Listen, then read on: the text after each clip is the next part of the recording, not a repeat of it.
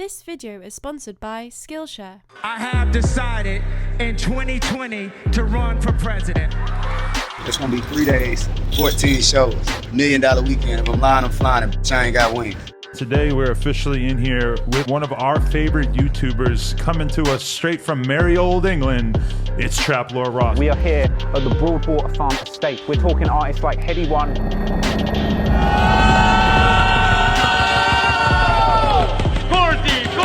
Yes, this Tory shot me. I'm sorry. I want to say that I'm sorry to my fans because you know what? It wasn't worth it. If you don't drop a whole lot of red, bro, I'm gonna drop before you, bro. Miami police have arrested Grammy-nominated rapper DaBaby on battery charges and involvement in organized criminal activity. Innocent. Y'all got a huge announcement for y'all. I'm dropping the album September 4th. Tattletales the album. There better not be no snipers around this. I'm gonna know. You think you can just pull up to people's houses? No one ain't gonna phone you, Stormzy. You're disrespectful, bro. And that's that. One of the big superstars of the world, Little Pimp. Do not vote for Sleepy Joe at all. So if you wonder where your motherfucking weave or your fashion over motherfucking packages have arrived, guess what, bitch? Coronavirus!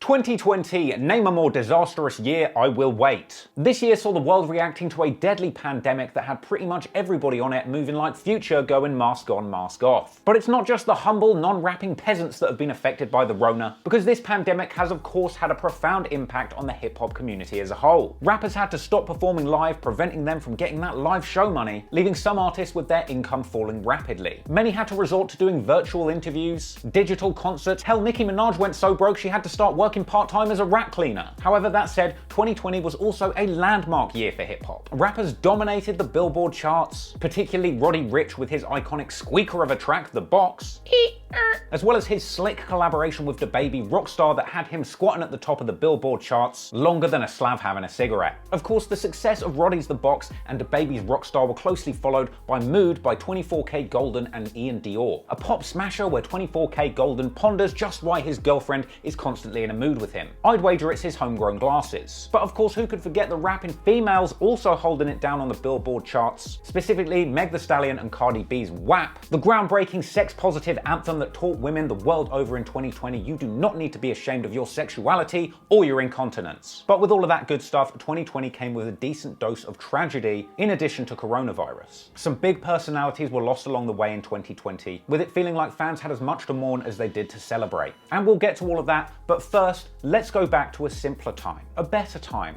that blissful time before it all went wrong, January.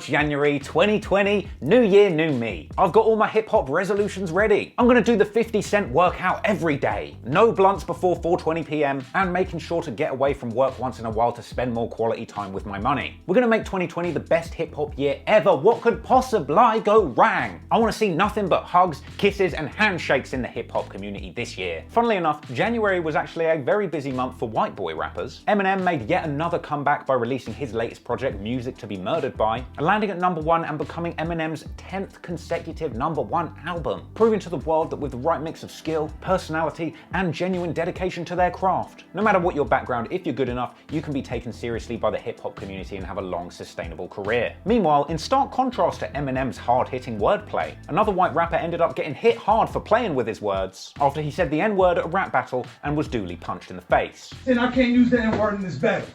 It was at that moment that he knew he was going to be on World Star for the wrong reasons. But in other Wonder Bread Hugh rapper news, shout out to Bonus the Rhymer from my Patreon for reminding me to mention Mac Miller's posthumous album Circles, which also released in January 2020. The album was critically acclaimed, and despite the rather murky practice of labels cashing in on dead artists seeming to reach fever pitch in 2020, this particular body of work from Mac Miller seemed much more cohesive, with Mac Miller transcending the hip-hop label, showing a huge amount of musical growth and maturity in both sound and subject matter. And it was that made it all the more apparent of just how much of a loss to the rap community Mac Miller's passing was. But speaking of January releases, it was also at the start of 2020 that the biggest song of the year would emerge straight out the gate, getting head and shoulders above anything anyone would release. Roddy Ricch had already released his debut studio album, Please Excuse Me for Being Antisocial, right at the end of 2019. That had debuted at #1 on the Billboard charts before falling down a few positions. But by its 5th week of being released, the album had returned to the #1 slot, in no small part helped by track 2 from that album, The Box. Before it had even been released as a single, rap fans all over the world were getting hooked on that infectious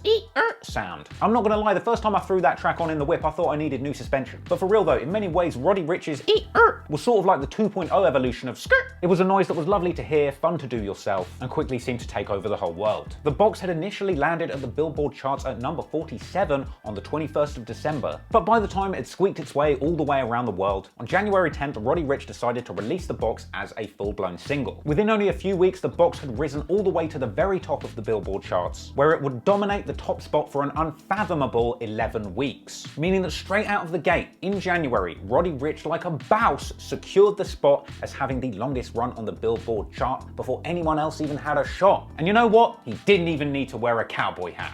And now, a word from our sponsor. Before we go any further, I want to thank Skillshare for sponsoring today's video. Skillshare is the online learning community that offers membership with meaning. But let me tell you what it means to me. Look, if you love to create, the Skillshare community is a special place where like-minded people will inspire you to chase your creative passion. They're all on the same page. It's a space to communicate, and if you don't know what's next, Skillshare might help you find it. That's a big flex. Creative challenges, productivity classes, yes. Learn to structure your time and set up goals that you can get. That's a big finesse. With that in mind, I took a class from the plant queen, Christopher Griffin, and now my plant skills are on fleek. My shelves were looking bare, no plants in my home. On lockdown, feeling far from nature got me low. But their course opened my eyes and made me want to try to get some plants to look after, and it improved my life. Now I look at my house and there's plants everywhere, cause I learned plant care is really self-care. So if you're sat on lockdown and you're feeling bored, you want to be creative, flex your brain and learn more, or want to improve your self-care, heck yeah, just come with me, cause Skillshare's the creative community and the place to be. And the first 1,000 people to click the link in description will get a free trial of Skillshare Premium. And after that, it's only $10 a month, super cheap. A small fee to enhance your creativity. So just click the link in the description. Scroll down and take a peek. Fight the boredom, learn a new skill and become a beast.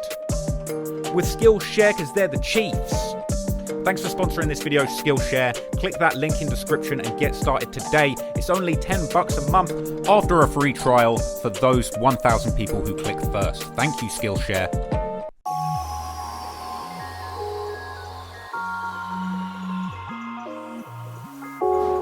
February was a month soured by the tragic passing of Pop Smoke. Now, I covered Pop's situation in a little bit more detail in my previous video, specifically going into the violence that happened in 2020. And as of recording, Pop Smoke's murder case is still unsolved, with a handful of suspects still in custody awaiting trial. So here's to hoping that in 2021 we get full closure on what happened. Unfortunately, we never got to see Pop Smoke rise to the very top of the rap game in person. However, if you wanted a half-decent insight into just how hard Pop Smoke would have been shining had he still been alive, then you could take a look at what DaBaby was doing in 2020. I mean, DaBaby was winning super hard at the start of 2020, fresh off the back of an already incredible 2019. And it was in February that DaBaby decided to flex on the rap game harder than anyone had ever before, when he released the music video for his song Shut Up. Now, unlike the very simple music video for the British version of Shut Up by Stormzy that featured a bunch of lads standing around freestyling in a park, DaBaby's music video for Shut Up documented him running around picking up more bags than a Miami baggage handler on a supposedly $1 million Super Bowl weekend. And I mean that literally. He apparently played 14 shows in a single weekend, netting himself over $1 million.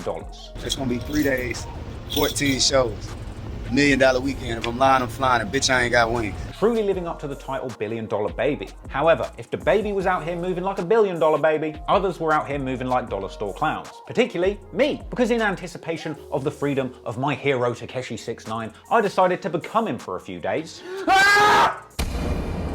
because it was in February that I made my 8-part mini-series documenting the come-up, hot streak at the top of Billboard, and eventual decline via a RICO case of your boy Snitch 9. Now, if you haven't seen it, that story is well worth a watch, because in a few months' time, 6ix9ine's story is about to become hyper-relevant to this video, and, you know, I'd like to think it's kind of good. In fact, the Cloud Chronicles is actually something very dear to my heart, because it reminds me of better times. February 2020 was a time that I spent running around, having a lot of fun. Running around London doing mad shit with my best friend Ordinary Things, pulling up to hair salons and acting like complete freaks, messing around with a bunch of fake bust-down 6ix9ine chains, and generally just having a good old carefree time, enjoying life and expecting to live happily ever after. However, little did this rainbow-headed Poundland 6ix9ine know that lurking just around the corner was complete disaster.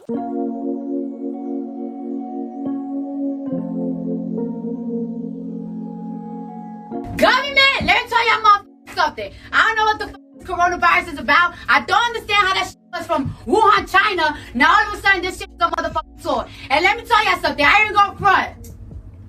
A bitch is scared. I'm a little scared, you know what I'm saying? Like, shit be panicking. And a lot of you motherfuckers think it's a joke, like I was thinking, right? But that shit right there, just because you think you're immune to it, guess what? Your pocket ain't, bitch, because a lot of shit from motherfucking China, bitch. So if you wonder where your motherfucking weave or your fashion over motherfucking packages have arrived, guess what, bitch?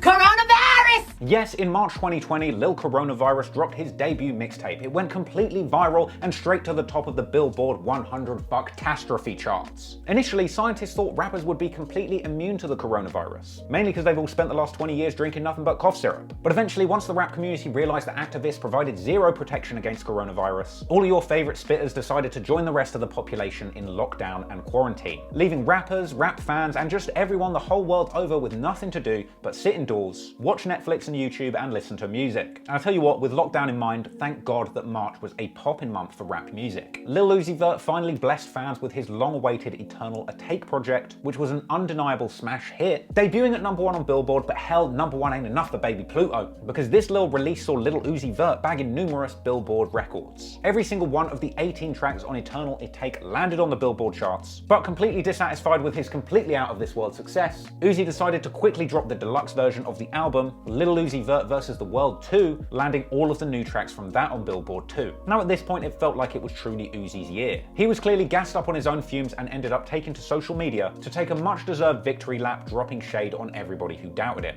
However, not everyone was so lucky in March. Plenty of L's were dished out in the hip hop community, such as Blueface's barely anticipated studio album Find the Beat dropping, selling only 12k copies, Jay Electronica dropped his long-awaited album, A Written Testimony aka Old Head A Take, an album that was greeted with generally positive reviews, accusations of anti-Semitism, and a scathing review from this knobhead. Meanwhile, in trashy couple news, Nicki Minaj's new husband, Kenneth Petty, gets arrested for apparently not registering as a sex offender after moving to LA, with this coming only weeks after Nicki's husband had got into a screaming row with Meek Mill inside of a jewelry store. Witnesses reported hearing Nicki Minaj shrieking uncontrollably, but it turns out they were actually just playing one of her songs in the background. And meanwhile, in public confrontations, DaBaby apologized for slapping a woman who tried to film him at his show, claiming to have not realized that it was a woman on the other end of the flashlight. But that said, this was one of many DaBaby beatdowns that we had seen dished out at the start of 2020. In fact, in 2020, DaBaby was dishing out jabs like his fist contained the vaccine. He'd already been in trouble in January for allegedly putting the beats on an airport food stand employee, dousing them in apple juice and seemingly leaving them shirtless. Add that to another altercation in Miami, where him and his crew allegedly robbed someone, put the beats on them and left them literally pants down. Both of these incidents had DaBaby all up in the courtroom right at the start of 2020, but thankfully DaBaby managed to finesse his way out of facing any serious consequences for those incidents. And hey, before we wrap things up for March Madness, we cannot forget my boy Big Soulja, who attempted yet another comeback in 2020. Initially sliding through to the Breakfast Club to reflect on how he'd let things slide after his explosive 29 interview and subsequent botched comeback. And whilst that interview with a much more mature sounding Soulja Boy failed to capture the imagination of the fans like his raucous 2019 Gucci headband interview, and his musical output in 2020 didn't really capture the mainstream attention he might have hoped for either, ultimately none of that would really matter because Soulja Bezos was making big business moves behind the scenes. Miraculously investing in a soap company right at the start of a pandemic, which is exactly why instead of singing Happy Birthday twice to make sure that I've washed my hands properly, I just soap up and crank that Soulja Boy. Soapy boy up in that hoe, wash them hands and wash them slow. Watch me crank that soapy boy, then super soap that hoe. Now watch me you crank that soapy boy. Crank that soapy boy.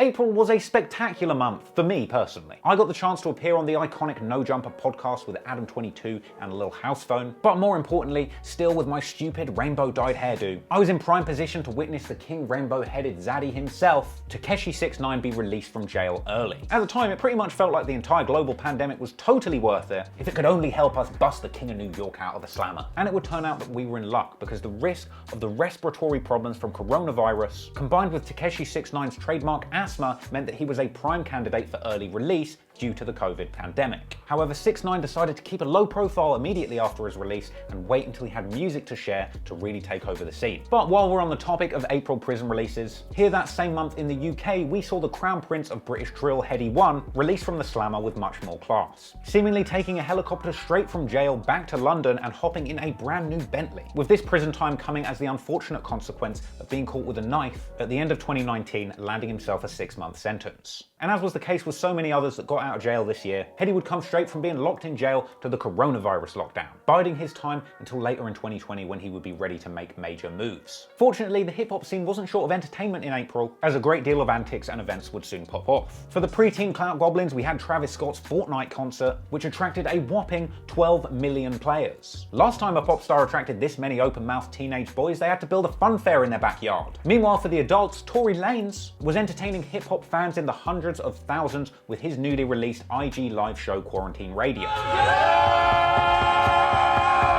His regular twerkathons and screamfests would see Tory Lanez dominating the IG live space, setting records for concurrent viewers and making him more relevant than he'd ever been, which in all fairness wasn't that hard. Really though, the momentum behind Quarantine Radio was undeniable. He attracted huge name guests from Justin Bieber, Drake, and unfortunately Megan Thee Stallion. Unfortunately for her. Meg would join Tory's Quarantine Radio in a sizzling twerk session that had Tory ready to shoot his shot. And speaking of twerking beauties, it was April of 2020 that it seemed like OnlyFans truly took over the hip-hop space. The rise of the world's premier flesh market had already been attracting the beautiful babes of the world millions of dollars a year for simply strutting their stuff on camera. Cardi B launched an OnlyFans, granting access to her WAP to anyone with a WAP connection. Blac Chyna was at one point making reportedly $15 million a month, which I actually believe is enough turnover to launch an IPO, initial pussy offering. But since nobody knows how to finesse a bag better than the hip-hop community, seeing how much cash there was to be made by the ladies, male rappers too begun gearing up to bear it all for straight cash. Sway Lee was out here talking about making an OnlyFans. Tiger was already making millions from his. And if his IG stories are anything to go by, I assume it won't be long before Jack Harlow launches one exclusively focused on sizzling man-on-man action. But in April, the real king of the OnlyFans male sideshow was of course your boy Casanova, truly living up to his name and launching an OnlyFans for the ladies. Unfortunately, since his recent arrest on RICO charges, we can assume that he'll be pivoting his OnlyFans content to be straight up man-on-man shower-based action for probably the next 8 to 15 years. But finally, the last rapper to have a mini breakdown in April 2020 was none other than fluffy Chirac beat extraordinaire Young Chop, the man who went for producing hits for Chicago's top drillers to nearly getting drilled in a hit on his own doorstep. Because at the start of April, footage emerged of Young Chop seemingly firing a gun off his porch at ops that had been circling the block. Only a day later, Young Chop found himself lurking in the hoods of Atlanta, supposedly looking for 21 Savage, whilst broadcasting the entire debacle on IG Live from the back of an Uber. Hey, what 21 at? Hold on, let me get out. Let me get out right here. Hey, B-Dog. Hey, B-Dog. What's up, B-Dog? What you running for? I ain't gonna shoot you, big dog. What's up, big dog? What 21 is that? Oh, okay. Thought it was a problem around this goofies. There better not be no snipers around this. I'm gonna know. Hey, tell them niggas I'm looking for them though. 21 now. Tell them to stop hiding. I'm tired of walking. You know I'm fat. I'm out of breath. Now, eventually Chop found the trouble that he was looking for, and someone came out and shot up Young Chop's Uber, leaving his Uber driver shaken, and Young Chop probably receiving history's most deserved Uber 1-star review. City of Atlanta. Thank you. Cause you a soldier. Okay, get some for this. Hey, you got cash out? I'm gonna pay for your windows. I'm gonna pay for them. Like, bro, I am not hit, bro. Look at all this shit, bro. Them boys need to, hey boy, them boys need to hire, they need to hire some real shooters. Now, May of 2020 felt like a whole bunch of little stories wrapped up in one big story. Here in the UK, teenage drill legend Digga D is released from jail after getting a 2-year sentence for his involvement in a street altercation where knives and guns were pulled in public at the start of 2019. He managed to go on to dominate the UK scene with his hit tracks like Woy and Chingy, but in the midst of all of his chart success, he couldn't catch a break, with fans witnessing him on social media getting recalled back to jail numerous times. Back in the US though, 50 Cent was catching headlines when a mischievous street artist going by the name of Lush Sucks begun painting hilarious murals of the mogul all over town. There was of course the 45th president, Vice President 50 Pence, the Chinese exchange 51, Swifty Cent, 50 having lost all of his teeth after taking too many trips to the candy shop, and of course Takeshi 59. Eventually, all of these hilarious murals caught the attention of Fofty himself, who was apparently not amused. However, Lush Sucks decided to continue to antagonize 50 Cent with his lofty murals as if he had some sort of paint-based death wish. These ridiculous 50 Cent murals were going so viral online, eventually they attracted the attention of 50's most hated op, former chief clown operator of Fire Festival Ja Rule, who called Lush Sucks his favorite artist. However, at a certain point it seemed like Lush Sucks had maybe taken a few too many shots at G-Unit royalty, because eventually some 6 or 7 50 Cent fans pulled up on him, giving him a beatdown so bad he ended up in the hospital, announcing on Instagram that he was no longer going to be painting Fofty. Now, after this beatdown had been administered, many people pointed the finger squarely at 50. After all, not so long ago he had reposted one of the paintings of him as Mike Tyson with the caption, "This guy needs an ass whooping bad." He'd also said on Twitter that he was going to fly to Australia and put a knot in dude's head. 50 himself came out to deny that he was the one responsible for this ass whooping, and I think at this point Lush Sucks got the message that the key to staying alive is leaving 50 Cent the hell alone. But let's step away from the antics for a second, because May was also a genuinely good month for hip-hop music. Nav dropped his album Good Intentions that went #1, and I know I've clowned Nav a lot in the past, mainly just because it's kind of funny to clown on Nav, not because I actually dislike him. But I'll be the first person to say that I thought Nav's album this year was absolute fire, and his track No Debate with Thugger was no doubt one of my favourite quarantine jams. Also in May, it felt like Future made a big comeback, dropping his latest album High on Life, dethroning Nav and blocking Polo G from the #1 Billboard slot, bagging Future his 7th #1 album. Now, the success of Future's album was massively aided by his hit single Life is Good with Drake that had dropped in January and had been doing numbers throughout 2020. And to me, the track was just such a welcome throwback to that 2015 era when Future and Drake dropped What a Time to Be Alive, and you just couldn't go anywhere without one of those fire songs being played, you know? Life is Good reminded me why I'd fallen in love with Future in the first place. For me, for a little while at least, it just felt like Future's auto-tuned bando ballads had gotten a bit repetitive after he had scored so many hits in a row. Perhaps a few years ago, Future may have overexposed himself slightly, but in my eyes, it was truly in 2020 that Future transcended his status as a dope rapper who had had a once-in-a-lifetime hot streak to a truly iconic artist, a staple of hip-hop who is definitely going to be relevant in the decade to come. But of course, there was nothing more important in May than the comeback of my boy,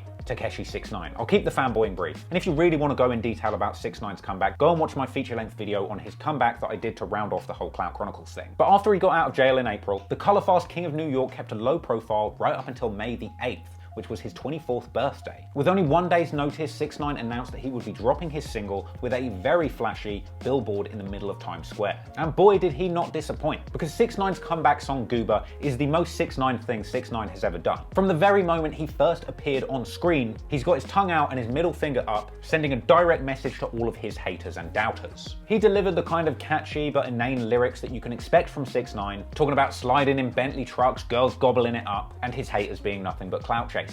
And making light of the whole snitching rat situation by briefly transforming into a rat on screen. 6ix9ine basically picked up exactly where he left off, coming out saying, "Fuck everybody, you can suck my dick, and it's Treyway." Wait, no, you can't say that anymore. Saying, "Fuck everybody, y'all can suck my dick, it's private security!" Naturally, by the numbers, Goober was a massive success. It bagged the 24-hour record for the biggest debut of a hip-hop song on YouTube, grabbing 43 million views in the first 24 hours, beating the previously held record that belonged to Eminem when he released his Machine Gun Kelly diss, Kill Shot. But not content with just breaking records on YouTube, 6ix9ine went live on Instagram shortly after taking Goober live on YouTube to address the whole snitching situation, and in the process, blasting past the IG live record set by Tory Lanez, racking up a whopping 2 million concurrent viewers. But naturally, not everyone was happy about this. Half of the hip-hop scene were coming out to denounce 6ix9ine and his well-planned rat attack. Snoop Dogg said the industry needs to stop promoting this rat. 6ix9ine clapped back with a video of Suge Knight calling Snoop Dogg a snitch. Meek Mill asked how 6ix9ine could sleep at night, calling Goober trash.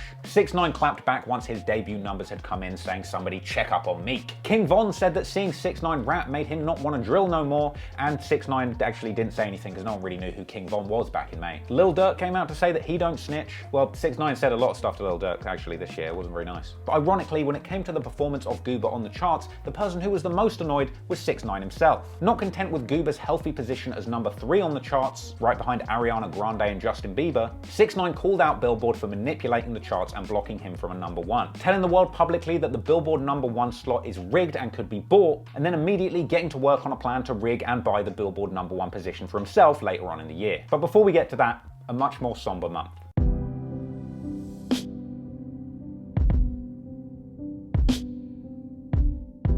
In June, the brutal killing of an unarmed black man by the name of George Floyd at the hands of a white police officer sent shockwaves through the rap community. And the rise of the Black Lives Matter movement in response to the injustice witnessed in Minneapolis soon begun to permeate every aspect of popular culture. But particularly in hip-hop, probably the genre of music with the most storied reputation when it comes to being subject to police brutality and modern-day racism. Classic rap songs rallying against police brutality like NWA's Fuck the Police begun to feel like they could have been written that week. And from here, we would see the biggest rappers in the game using their voices and platforms to raise awareness around the issues of police brutality and the mistreatment of the black community as a whole. And one of the most notable examples of this was Lil Baby's protest song, The Bigger Picture, which became one of 2020's most standout rap songs in its own right. Lil Baby's The Bigger Picture ended up peaking at number 3 on the Billboard chart, a big win for Lil Baby, who was already off to a rocking start in 2020, having released his debut studio album My Turn in February.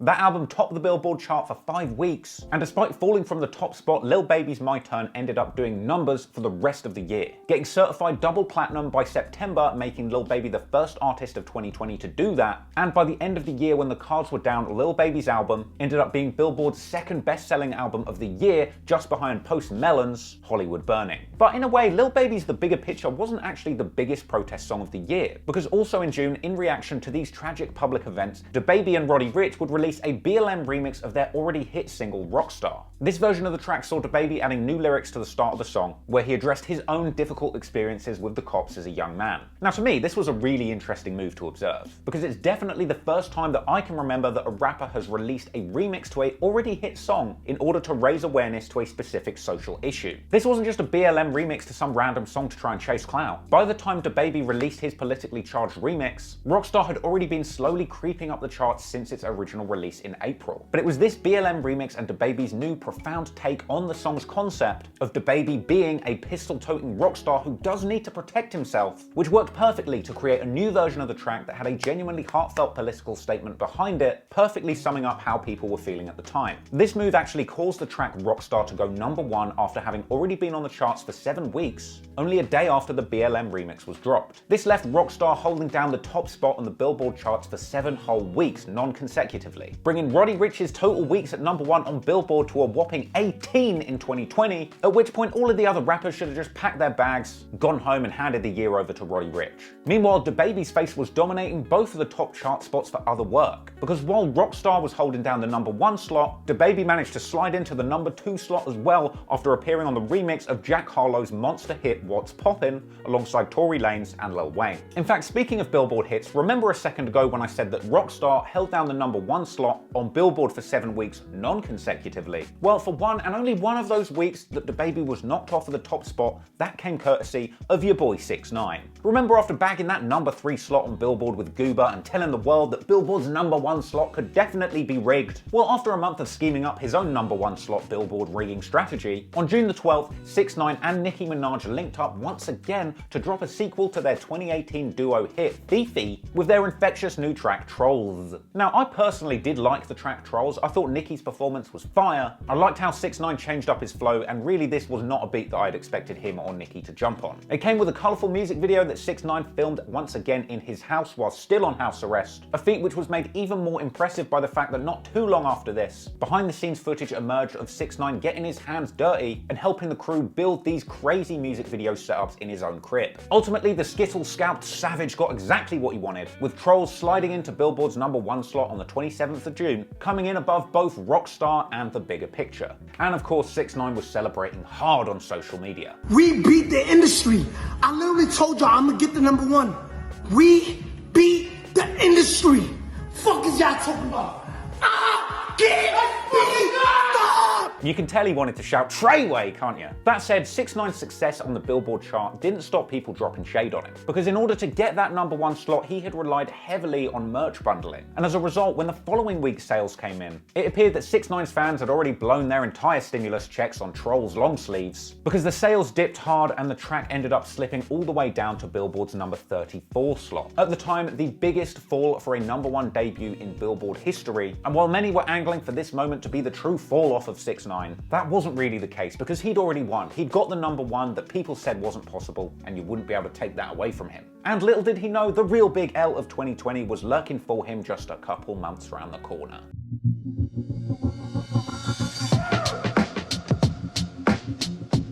July was a good month for the drillers. Recently released London drill legend Headie One got blessed with Toronto's finest clout care package, as your boy Drizzy Drake popped up on another UK ting, appearing in a collaboration with Headie One, the Only You freestyle. I've got to tell you people, this was one of my favourite songs of the year, and of course another groundmark moment in the ongoing tale of Drizzy Drake's constant borrowing and giving to the UK drill scene. And after such a long run of taking so much sauce from us UK drillers, it was frankly a breath of fresh air to see him doing a genuine collaboration with somebody very respected in the UK. Drake's verse was low-key fire, with him dropping some cryptic bars that appear to reference his ongoing feud with Kanye and Pusha T, and it also featured a moment of pure class where it seems like Drizzy hit that hookah a little too hard and started speaking Arabic. A moment that was beloved by the Middle Eastern hip-hop fans, pretty much securing Headie One a good 10 years worth of Dubai show bookings / in-fight brawls. Over in the US in July, we were getting more posthumous albums, as on the 3rd of July, we finally got to hear Pop Smoke's debut project, Shoot for the Stars, Aim for the Moon. And this came only a week after Pop Smoke's album had unfortunately gone viral for all of the wrong reasons. As initially, when the Virgil Abloh designed cover art was revealed, fans were disgusted at its lazy and trash design. This was made all the more embarrassing when fans immediately realized that Virgil Abloh had quite literally used the very first Google image that comes up when you search for Pop Smoke to make this piece of junk. Thankfully, a much more tasteful cover did eventually drop, along with the full album, which I've got to tell you did not disappoint. Pop Smoke was by far my most listened to artist of 2020, and to me personally, Pop's album was so good, it pretty much just broke my heart, realizing that he was no longer with us and we would never get any more music from this absolute legend. The album was an incredible body of work from somebody that was taken from us far before their time. Fortunately, Pop Smoke's album ended up topping the Billboard charts, but it would only be a week later that rap fans would be feeling that same sting once again, as on July the 10th, Juice WRLD's posthumous album Legends Never Die also released. Juice's album actually scored the biggest debut of the year at that point, topping Billboard and doing around 500,000 sales in the first week alone. And 3 weeks after falling out of the top spot, we would see Pop Smoke's album returning to #1 once again. Hell, there were so many deceased rappers dominating Billboard in 2020, it started to feel like the charts were haunted. Oh, and speaking of being haunted by demons, in July we also saw Gap Store employee turned Gap Store employee Kanye West announcing his intentions to run for president in 2020 with a rousing haircut? Well, it actually turned out what was on his head wasn't as important as what was inside it, as he led an incredibly unconventional and unconvincing speech as to why he should be the leader of the free world. Now, he decided to do this whilst wearing a combat jacket labelled security, because all good presidents dress like bouncers, don't they? However, as soon as Kanye opened his mouth, it became clear that what he needed wasn't security, but a good friend or family member to tell him that what he was doing was not such a good idea. But then again, let's not forget that Kanye's family are a bunch of fame-hungry succubi who only care about being seen rather than being sane. And it seemed that on this day, Kanye's army of yes men failed to stop him from getting on stage in a fragile mental state, leaving him to make a tragic scene in front of the whole world to see. As during the first speech of his presidential run, he broke down in tears, whilst reminiscing on nearly deciding not to keep his firstborn child.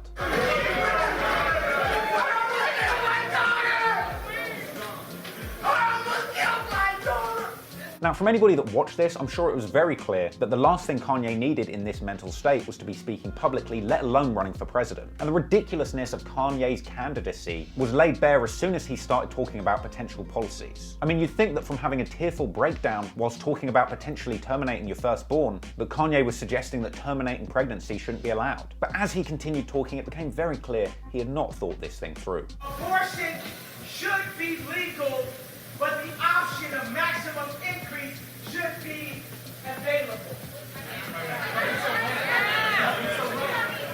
Maximum increase would be everybody that has a baby gets $1 million or something in that. Hell, with a policy like that, these scam rappers will be out here having a kid every week. And while we're on the topic of Law & Order, the big story outside of the music in July was of course Tory Lanez and Meg Thee Stallion. Apparently, in an effort to increase viewership on Quarantine Radio, Tory Lanez decided to shift formats to a true crime reality show by leaving the star twerker from his live videos, Meg Thee Stallion, with a bullet in her foot. This provided the perfect whodunit for a game of hip-hop Cluedo. Forget Colonel Mustard in the kitchen with a lead pipe, I got Tory in the Suburban with a loaded Glock. Now, I won't go too far into the details of the Meg and Tory case, because as of today, it is still an unresolved legal case. And like several of the other unresolved situations I've mentioned, let's pray that we can get a resolution in 2021. And in this instance, not too long ago, I'd actually made a video covering all of the events between Tory and Meg that led up to the shooting, so go and give that a watch if you want all of the key details. But long story short, since she appeared on Quarantine Radio, it seemed that Meg and Tory had sparked up an IRL romance after Tory broke quarantine to go and visit Meg in person and appear on her IG Live. However, the behind-the-scenes romance between Meg and Tory quickly went sour one evening when Tory and Meg found themselves at a pool party with Kylie Jenner. Now, we don't know for sure why they got into a heated argument where a gun went off leaving Megan with a foot injury, but it had been speculated that Tory indeed had a crush on Kylie Jenner, a fact that was even seeded in an earlier episode of Quarantine Radio where Tory was gushing over the mere presence of Kylie in the comments section.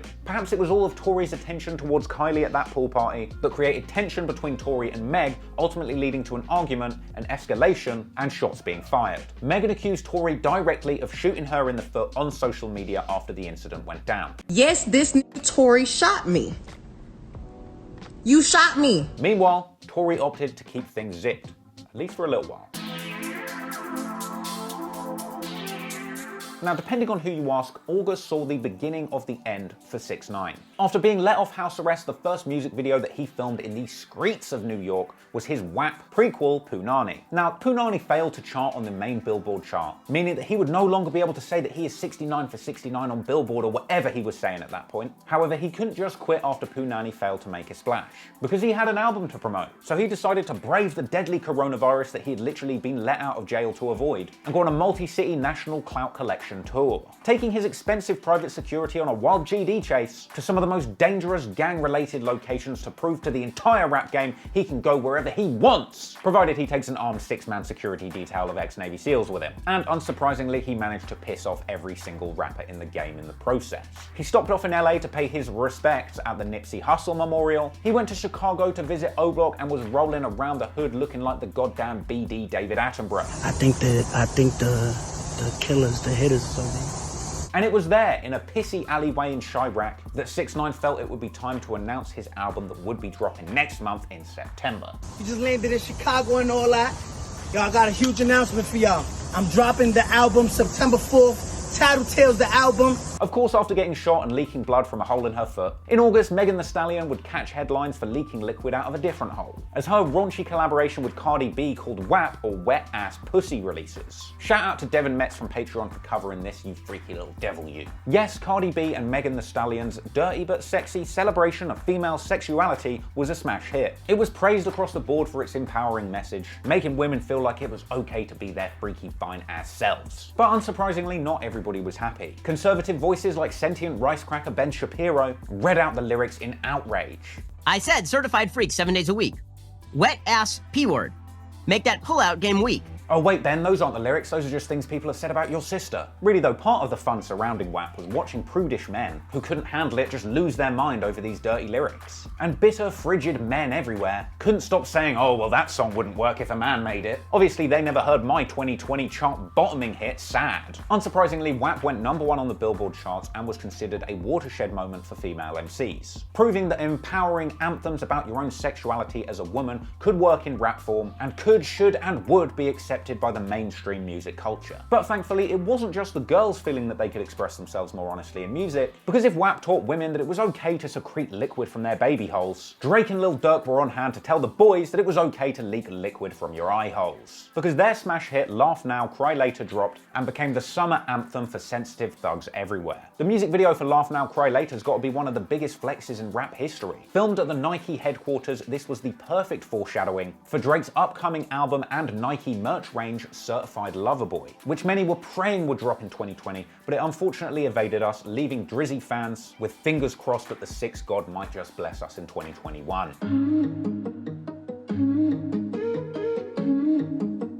September 2020 was truly scumbag season. This month was notable for two highly questionable releases. 6ix9ine dropped his long-awaited album Tattletales and flopped hard. Now, I personally enjoyed the album for what it was. I enjoyed My Boy Being Home, and the antics in the run-up to this album were thoroughly entertaining, especially when he roasted Lil Reese for shitting on himself. But in contrast to the antics, the numbers were less amusing. Because after being initially tipped to move 150,000 units and landing the #1 slot, as we got closer to the time, the finesse-or became the finesse-e. As 6ix9ine's sales numbers were adjusted, shedding a whopping 100,000 copies from his expected debut. This likely the result of Billboard rejecting the bundling that 6ix9ine was probably relying on. Ultimately, 6ix9ine's album ended up moving 53,000 units in the first week, only landing in at #4 on the album charts, losing out to the #1 slot to Big Sean. 6ix9ine's very public and cosmically deserved L was mocked mercilessly by the hip-hop community, particularly those 6ix9ine had already clowned for not doing great numbers. Blueface and Lil Durk were saying 6ix9ine had fallen off.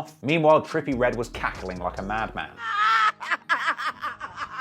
But in the end, the best clowning of 6ix9ine's sales actually came from 6ix9ine himself. In an effort to juice up his flagging sales, 6ix9ine took to the streets of New York, going hand to hand trying to sell a few more copies on the streets like a hungry mixtape rapper. And when that didn't work, he duly threw in the towel, accepting this L in style, posting a video on social media of him throwing a tantrum in public and tearing down his own posters. To me, this is probably the best response 6ix9ine could have come up with, and although we haven't heard a great deal from him musically since, the fact that he is able to take a step back and poke fun at his own L's kind of indicates to me that he could potentially be here for the long haul. He just gets it. But meanwhile, in universally hated rappers, Tory Lanez, after a long hiatus from social media after publicly shooting his shot at Meg, drops a fresh project called Daystar, a 17-track rebuke that did everything it could to infer that Tory wasn't at fault in the shooting of Meg Thee Stallion, but stopping just short of giving enough details to actually allow Tory to clear his name. Basically, it delivered on denials, but did not deliver on offering an alternative version of events. Regardless, I found it an interesting listen, and there were some really good songs to be found on the project. But many people didn't even want to hear it, as media outlets were banding together, urging their followers to not even listen to what Tory had to say on the project. At the time, many people were calling out Tory for clout chasing and trying to convert the hysteria around him allegedly shooting a woman in the foot into album sales. Rick Ross decided to call out Tory Lanez shameless cashing in on a tragedy for sales by shamelessly cashing in on a tragedy for sales,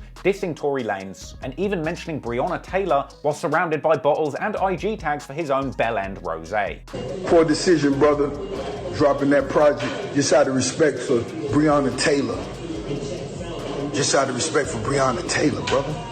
We gotta respect these sisters. That ain't how you address the accusations you're facing with the sister.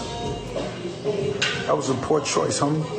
You ain't getting no money with that shit. Tory clapped back at Ross on Twitter, eliciting a humorous response from Rick Ross, where they would go back and forth a few times as Ross offered Tory a smart car. But ultimately, none of that would matter, as the Tory haters would get exactly what they were looking for the following month in October, as Tory Lanez is charged for felony assault with a deadly weapon. He initially files a plea of Daystar, before his legal team informed him that a mid-album isn't actually a permissible defense to a crime, leaving him to file an actual plea of not guilty the following month. But meanwhile, in hated people taking L's, off the back of his disastrous album release, 6ix9ine, in an apparent effort to get ripped so that he could appear on his next album cover looking like 50 Cent, ends up overdosing on weight loss formula hydroxy cut mixed with too much caffeine. After this health scare, the rap community rallied around 6ix9ine with messages of support, by which I mean Lil Reese said that he overdosed on rat poison, but 6ix9ine wasn't the only one suffering a public health scare in the public eye, as future president and former outpatient Kanye West continued his presidential run, appearing on never-ending vitamin D supplement infomercial and occasional podcast The Joe Rogan Experience. The interview itself was an incomprehensible 3-hour mess that essentially played out like Joe Rogan was a Neanderthal human trying to interpret the ramblings of an alien speaking a made-up language comprised only of cultural references and names of CEOs. Next up, I want to shout out Frank Seggs on my Patreon for bringing up what in my mind is probably the best hip-hop release of 2020. I'm talking about Savage Mode 2 by 21 Savage and Metro Boomin. Following a difficult year of relentless clowning after having been revealed as a secret Brit, 21 Savage made a triumphant return to the rap game in 2020, with probably the most exciting project that I have heard in years. Savage Mode 2 was more than a rap album, it was a movie, because in one of the biggest interlude flexes in rap history, somehow Savage and Metro managed to convince Morgan Bloody Freeman to narrate the whole album. This had this thing playing out like March of the Penguins Zone 6 edition. But for real, Savage Mode 2 was a complete no-skip album for me, and if you haven't heard it, what the hell have you been doing? Speaking of albums by British people, October 2020 was yet another another big year for the UK drillers. As fresh off the back of his booming collaboration with Drake, Headie One drops his long-awaited studio album Edna. This ends up being the first UK drill album to chart #1 on the UK albums chart. But now jumping from real drillers to wannabe drillers, here in the UK we also saw grime chart topper Stormzy attempting to pull up on fellow grime veteran Chip, pulling up to his home unannounced in a Lambo truck full of goons, leading to him being chucked out of the building once it became clear that Chip wasn't even there. You think you can just pull up to people's houses? No one ain't gonna phone you, Stormzy. You're disrespectful, bro. And that's that. Now, this incident came after both Stormzy and Chip had gone back and forth in 2020 with lyrics on songs that were regarded as subliminals. In response to this viral moment of Stormzy pulling up, Chip swiftly released a diss song called Flowers that was notably filmed at a gas station, an ongoing trend when it comes to Chip taking on other rappers in a big way. Now, unfortunately, Chip's diss track didn't attract a response from Stormzy, but it did set the scene for a potentially explosive UK beef in 2021 if and when Stormzy decides to acknowledge Chip.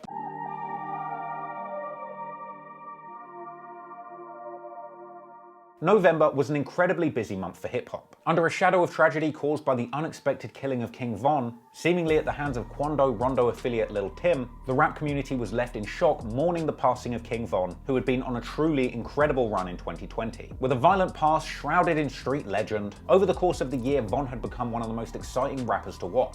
But out of nowhere, that story ended in tragedy when Von was killed only days after the long-anticipated release of his Welcome to O-Block album. Now, I covered my thoughts on Von's passing in a little bit more detail in my previous video, going into more detail on the violence that happened in 2020, so go check that out if you want more info on Von. Also in November, in the run-up to the US presidential election, rappers begun to sell their integrity for pennies on the dollar. Lil Wayne came out to show support for Donald Trump, which was baffling at the time but seemed to make a little bit more sense a month later when he caught a pretty serious gun charge, making me think the only reason he endorsed Trump was to try and get that pardon. Pray that he gets it. But Wayne wasn't the only one jumping on the Trump train, as Lil Pump also came out seemingly endorsing Donald Trump for a joke on social media. I gotta say is Trump 2020, bitch. Fuck, I look like paying an extra 33 in tax for Biden, bitch ass nigga.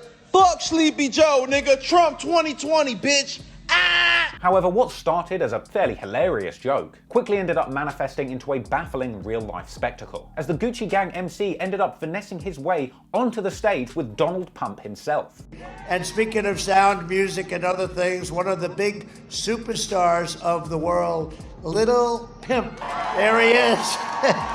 How's it going? Do you want to come up and say something? Come on. A moment where he unfortunately blew the golden opportunity to tell Trump to suck a dick. Get it? Hello everybody, how you guys feeling?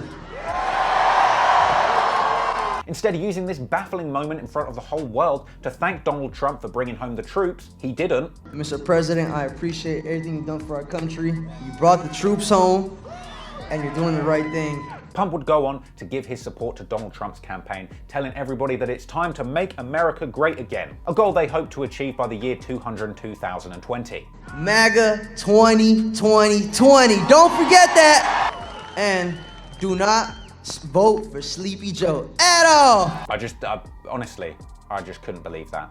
Pump and Trump. Anyway, shout out to Alien Evasion on Patreon for suggesting that I take a closer look at some of the versus battles that happened this year. Over the course of 2020, the trend of versus battles, where two big name artists would battle it out hit for hit on social media, took hold of the rap community. We saw Tory Lanez face off against French Montana in the battle of the boys you definitely don't want at the pool party. We saw T-Pain versus Lil Jon, aka Drunk v Crunk. And we saw 2 Chainz versus Rick Ross, an iconic battle between Long and Wide. Of course, there was no versus battle in 2020 with quite the impact of November's show between mortal enemies Gucci Mane and Young Jeezy. Forget a versus battle, it was just crazy to see these two men in a room without bullets flying, because their deadly beef stretches back almost 2 decades. As back in the noughties, the Jeezy-Gucci collaboration Icy ended up going sour, leading to Jeezy putting a bounty on Gucci's chain, and when Jeezy's goons did try and rob Gucci of his chain, Gucci shot back, killing one of them and beating a subsequent murder charge on the basis of self-defense. Now, I did a whole video on this nearly 2 years ago, so go and watch that if you haven't. But with all of that in mind, there was nothing but tension in the air throughout this battle. And eventually, Gucci seemed to snap after playing his devilish diss song, Truth, where he tells Jeezy to go and dig his dead partner up. A reference to the rapper Pookie Loc, who is the man that Gucci shot and killed in self-defense. Go dig your partner up, nigga. I bet he can't say shit. Now, following the finishing of the song, you could tell that emotions were high, as Gucci Mane went off on a tirade of bravado, telling the crowd that he was smoking that Pookie Loc pack.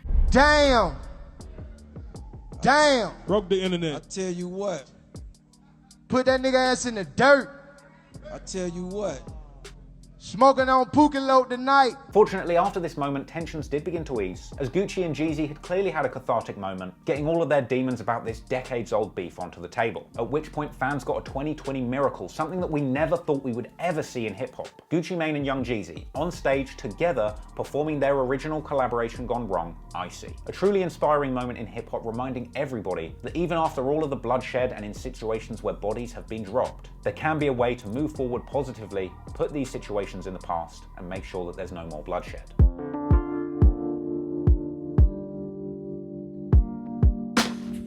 December was a good month for side projects, as I launched my new podcast Sparkling Form with my housemate and current hot property in the YouTube space Ordinary Things. Hit the link in description and subscribe to that if you like being early to things. But also in December, the year of the snitch was fully over, as Bobby Shmurda's GS9 affiliate Rowdy Rebel was finally released from jail after catching a 7-year sentence along with Shmurda himself back in 2016 after a high-profile case where Bobby and Rowdy's crew, the GS9, were all indicted in a massive bust right at the height of their popularity. Go watch my video on that if you want to know more. Once Rowdy got out, rappers were enjoying seeing a solid non-snitching rapper freed after what truly did seem like the year of the rat. Young Thug showed his support for non-snitching rappers by icing out Rowdy Rebel as soon as he touched down from Slammer, after promising it with a public post on Instagram earlier in the year. But as one came out, we saw others going in, as OnlyFans mogul and alleged organized crime tough guy Casanova was named in an extensive RICO case, even briefly being on the run after the FBI publicly named him at large on Twitter. Eventually Cass would pop up with an emotional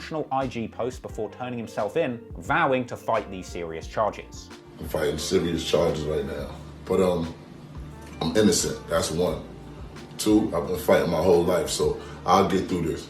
But just understand how they can get you jammed up. You don't know nobody, you ain't got nothing to do with nothing, they still get you jammed up. Rappers, we are a target. Just be careful out there, watch who you associate with, watch who people bring you around. I'll see y'all soon, God willing. Fingers crossed he can beat that case in 2021. But Cass wasn't the only one, because the sophisticated man Chicago driller G Herbo was also indicted in a big fraud case in December, with prosecutors alleging that Herbo and his crew had finessed around $1.5 million in stolen goods and services. This included trips on private jets, luxury car and limo rentals, trips overseas, and even designer puppies. I mean, Herbo was out here moving like BD Madoff. But just when you thought 2020 couldn't be more of a massive L for the hip-hop scene, there was more tragedy on the horizon just when you thought we couldn't lose another icon. As it was revealed in December that one of the most iconic underground rappers in history, MF Doom, had unfortunately passed away earlier in the year. In some ways, to hear a street dude like King Von got killed isn't so surprising considering the live by the gun, die by the gun ethos that infects all of his music. But MF Doom, on the other hand, wasn't about that street shit. He's simply an amazing lyricist whose incredible art had made him a mythical figure in the rap scene. And with his persona and larger-than-life character, in many ways he truly did seem like the immortal superhero that he portrayed himself as to his fans. The loss of MF Doom was an awful way to end 2020, and was a sad punctuation mark at the end of an already tragic year. And as now seems to be the case with every year that comes to an end, there's a time to reflect on all the music that was released, and take stock of the artists who we were truly riding for. No time is this more clear than when everybody seems to get their hands on their Spotify Wrapped summaries telling them their most listened artist and songs of the year. I personally spent most of my time in 2020 listening to Pop Smoke, NBA Youngboy, D-Block Europe, 6ix9ine, and your boy Young Gravy, with my top songs of the year being Pop Smoke's Christopher Walken, 6ix9ine's Tati, D-Block Europe's Creep, Jack Harlow's What's Poppin', and of course Heady One and Drake's Only You freestyle. But enough about music I actually liked, because finally, at the end of 2020, some rap fans got the Christmas gift that they had been waiting years for, as Playboi Carti released his eternally delayed album Whole Lotta Red. Upon release, this album evoked strong negative responses from rap fans on Twitter, myself included. Make sure you follow your boy at @TrapLawRoss on Twitter for all the hot takes, by the way. As the days went by following the release of Whole Lotta Red, Carti's core fans begun to accept the album as a worthwhile piece of sonic experimentation, and at a certain point the tide changed and supporters begun to crawl out the woodwork. Hell, Pitchfork even gave it an 8.3. But the Playboi Carti album release debacle was made all the more entertaining in 2020 by the antics of untouchable god of clout Mario Judah, who piled on the pressure in the months leading up to the release, telling Carti that if he didn't release Whole Lotta Red soon, he would release it for him. If you don't drop Whole Lotta Red, bro, I'm gonna drop before you, bro. Now, after this moment went incredibly viral, hilarity did ensue, and Mario Judah even ended up releasing a Cardi-type single called Bit Ya that ended up racking up millions of views within days. This was followed up by a genuine EP titled Whole Lotta Red, leaving many people hugely entertained. Now for me, at the time, grinding away on hip-hop YouTube, struggling to muster up even a fraction of the interest that Mario Judah's Cardi-flavoured farts had gotten, I'll be honest, I was left feeling a little bit frustrated and bitter at the sheer amount of attention that Mario Judah was getting off the back of these antics. At which point I decided in a very rushed and very angry manner to trash both Judah and Cardi in a highly belligerent fashion in my very last video of the year. This duly backfired and led to a large proportion of my own audience trashing me right back, which in hindsight I now realise was probably deserved. And if I'm honest, kind of gave me a little bit of sick, twisted pleasure, because I do actually like having an opinion that differs from everyone else's. You know, I'll level with you, 2020 was just really hard. It ground me down, made me feel pretty angry, upset and pissed, just like I'm sure it did for many of you. Problem is, at a certain point, you do feel like those emotions start to make their way into your work. And looking back on 2020 for myself, I really don't have anything to be bitter or angry about. I mean, 2020 was a frustrating year, and sure, it was really shit being stuck in lockdown, surrounded by so much death and sadness and unable to meet up with your loved ones. But I'd be lying if I said that I personally didn't have a lot to be grateful for. This year, we passed 500,000 subscribers on this channel. To me, that is a completely mind-boggling achievement. I could not have imagined that only a few years ago. But it's only made possible by you, my supporters. It's the subscribers, the commenters, the likers, the Patreons, and the DMers that make this possible. And even though I've been stuck in the house for a whole year and it's starting to feel like I've only seen my family a handful of times, it's been a complete honor to be stuck in the house with the privilege to be able to entertain you every single week. There was a time when I didn't know a single person that even liked the same music as me. I felt alone. And now, even when I'm sat in this house alone, I know that there are thousands of people out there who watch my videos and share the same passion as me for rap music, street history, and just everything hip-hop. I can't thank you enough for your support, because it's your support that allows me to live my dream. I think maybe in the midst of what was a really difficult year, for a moment I kind of lost sight of what this channel is and what it's supposed to stand for. So for me, if I want to do anything differently going into 2021, it's probably to try not to be so negative. I've got a lot to be grateful for, and maybe it's not so right for me to take so much pleasure in trashing other people or their work. Don't get me wrong, I'm still going to be cracking jokes and slinging zingers at your favourite rappers, but going forward I want to make sure that I focus on the good side of things. Show you how much I love these stories and the people that I'm talking about, but keeping things fun and interesting along the way. In the long term, I want to be a creator that can take on serious and challenging topics, as well as being entertaining and fun. One of my biggest moments of 2020 was right at the end of the year when I got an opportunity to interview one of the best rappers in UK drill, Abracadabra, for the No Jumper channel. And the same month of this, I also dropped my Gangs of London video, where for the very first time I actually visited the location where the events of the story I was telling took place. This is the kind of aspirations I have for my content long term, going over and above just sitting in my room telling you the stories. And it's only with your support that I've been able to take the first of hopefully many more steps in getting closer to the topics that I discuss in my videos. And me being able to take that step has been made possible by you and your support, pushing my voice to the forefront of this community. And for that, I want to thank you. And going forward, I want you to know that I'm going to be making a lot of effort to get closer to you, bringing my audience into the process and making sure that every single time I upload, it's going to be something that you're going to enjoy. So with that said, if you want to play a bigger role in the ongoing discussion about the future direction of this channel, I would suggest you join my Discord channel, which is linked in the description, because in 2021, that is going to be the main place that I'm going to be chatting directly with you guys, as well as loads of other fun stuff like contests and giveaways, listening to your music, and reacting to memes, media, or other cool things that you send me. And also, if you want to get closer to me, I'd also recommend that you go and subscribe to my second channel, Trap More Ross, where I'm also planning in 2021 to be uploading more regularly, kind of casual videos where we can have a bit more of a conversation away from the big stories on the main channel. Basically, I'm going into 2020 with nothing but positivity, and I hope you will too. So come on guys, let's be positive about hip hop in 2021. Maybe Casanova will beat that case. We might even finally get to hear that 6ix9ine Latin album. Maybe President Kanye will subsidize Yeezy Gap fits for the entire nation. And hey, who knows, maybe us Brits will even get out of this lockdown. In England, we must therefore go into a national lockdown which is tough enough to contain this variant. Fuck this shit. Well, see you on the other side.